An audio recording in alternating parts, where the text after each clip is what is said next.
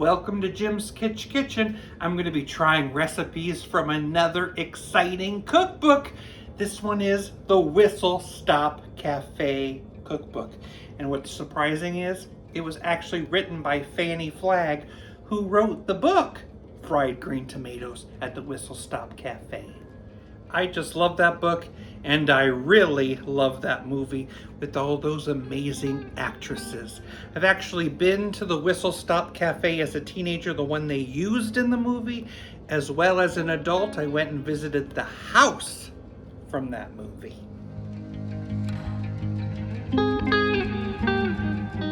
The 3 recipes I'm going to be making from this book are actually bucket list recipes I've always wanted to make myself, that I'm finally going to make, and I'm so excited to try them out. The very first one is a very simple one. It's for a pimento cheese sandwich kind of spread. So pimento, it's sometimes spelled different ways. Sometimes there's an I in the middle of it, sometimes not. So I'm curious how you spell it or how you pronounce it. Do you pronounce it pimento or pimiento? I gotta know. So let's make this pimento cheese. In the book, Evelyn and Mrs. Threadgood are sitting together, and Mrs. Threadgood has a pimento cheese sandwich. Evelyn opened her purse and gave Mrs. Threadgood one of the pimento cheese sandwiches she had wrapped in wax paper and brought from home. Mrs. Threadgood was delighted. "Oh, thank you. I love a good pimento cheese sandwich. In fact, I love anything to eat that's a pretty color. Don't you think pimento cheese has a pretty color? It's so cheery. I like a red pepper too. I used to love candied apples, but I can't eat them anymore because of my teeth. Come to think of it, I like anything that's red." You're gonna need your food processor. We need a couple cups of cheese, a cup of mayonnaise, a couple tablespoons of grated onion, a couple teaspoons of Worcestershire sauce, and some smoked paprika. Let's pulse that a bit. And a jar of pimentos that have been drained. Give them another pulse.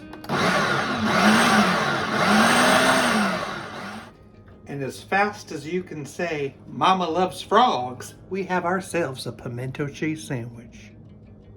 That's not what it is. Can you believe it? Just before you could say the word whistle stop, you have yourself some pimento cheese. I'm just serving it on some toast.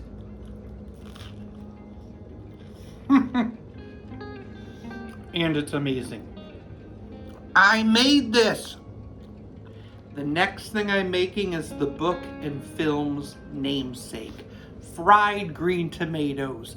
I've always wanted to make fried green tomatoes. I have tried them before at the restaurant, but to make them in real life, how exciting! But there was no green tomatoes at the store. All they had were Mexican green tomatoes, also called tomatillas. And I heard you could still fry them like a fried green tomatoes. So basically tomatillas are tomatoes, but they're more crisp like an apple. They're supposed to have more of a lemony taste, but it could still work. Time to make my batter. 3/4 cup self-rising flour, 1/4 cup of cornmeal, salt, pepper, a little cayenne, 3/4 cup of milk, and let's mix that together. Whisk that together. I'm air frying these puppies and not using oil. Cover in the batter and place in your basket. I'm going to cook them at 400 for 5 minutes and then flip them over and cook them an additional 5 minutes. Well, they sure are funny looking things. How do they taste?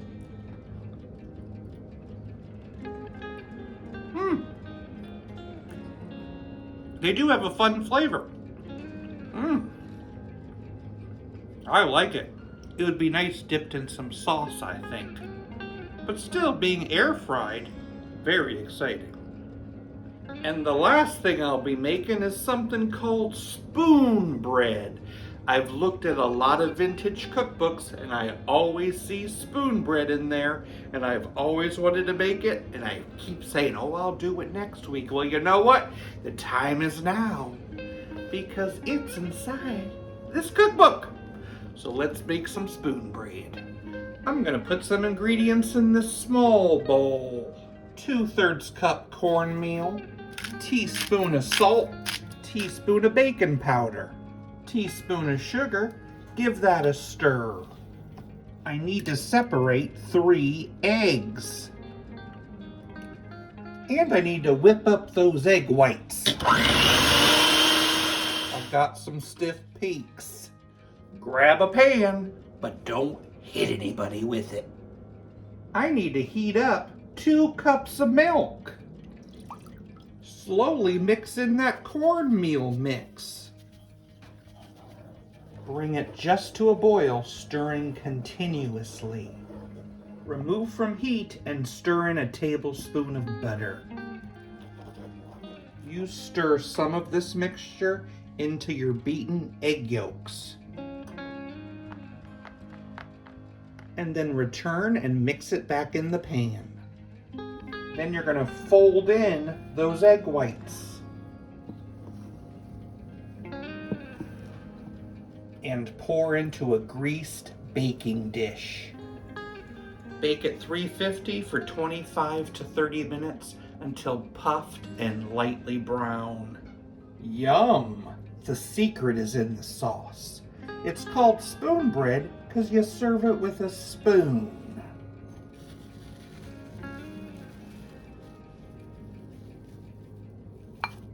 There it is.